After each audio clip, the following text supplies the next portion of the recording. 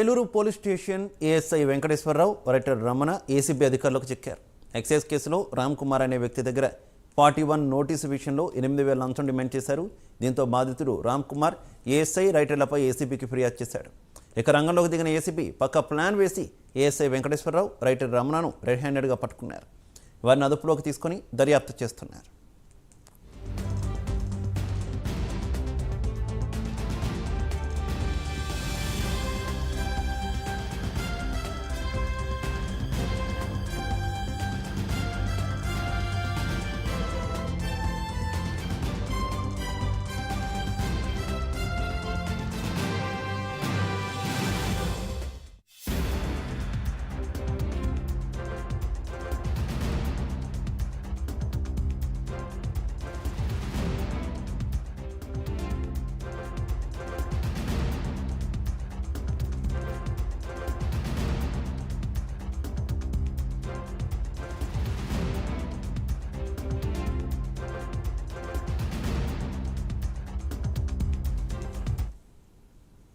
Eluru police station ASI Venkateswararao, writer Ramana ACB అధికారులకు చిక్కారు.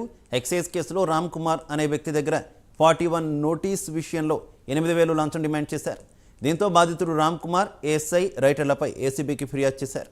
ఇక రంగంలోకి దిగిన ఏసీబీ పక్కా ప్లాన్ వేసి ఏఎస్ఐ వెంకటేశ్వరరావు, రైటర్ రమణను రెడ్ హ్యాండెడ్గా పట్టుకున్నారు. వారిని అదుపులోకి తీసుకుని దర్యాప్తు చేస్తున్నారు.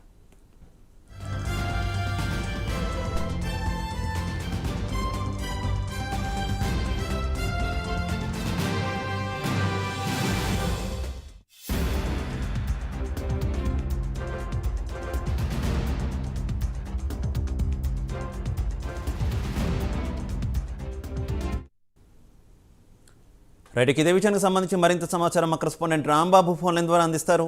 రాంబాబు,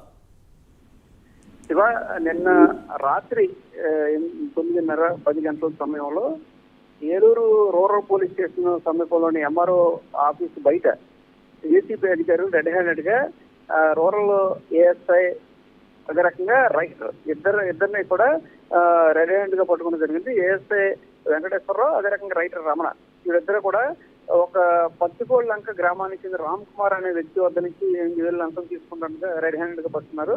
అసలు విషయానికి వస్తే పత్తికోళ్ళ లంక గ్రామంలో రామ్ కుమార్ అనే వ్యక్తి ఏదైతే లిక్కర్ అమ్ముతూ పట్టుబట్టు పరిస్థితి అయితే ఉంది. దాంతో అతని మీద కేసు నమోదైంది. దానికి సంబంధించి 41 నోటీసు ఇవ్వడానికి వెళ్ళిన సందర్భంలో నోటీస్ ఇవ్వకుండా అతని మీద కేసు లేకుండా చేస్తాం, ఒకసారి ఏలూరు రండి మీతో మాట్లాడదారని మాట్లాడుకోవడం జరిగింది. ఈ మాటల నేపథ్యంలో మొత్తం 8,000 వీళ్ళు డిమాండ్ చేయడం జరిగింది. ఏఎస్ఐ రామ్ కుమార్, ఏఎస్ఐ ఎవరైతే వెంకటేశ్వరరావు ఉన్నారో, రైటర్ రమణ, ఇద్దరు కూడా మాట్లాడదారని ఏలూరు కల్పించడం జరిగింది. ఎవరైతే రామ్ కుమార్ ఉన్నారో అతను ఇదే విషయాన్ని ఏసీబీ అధికారులు దృష్టిపెట్టారు. ఈ లోపు ముందుగానే ఏఎస్ఐకి రామ్ కుమార్ ఒక 1000 రూపాయలు కూడా నాకు ఫోన్ పే చేయమని అడగటం, రామ్ కుమార్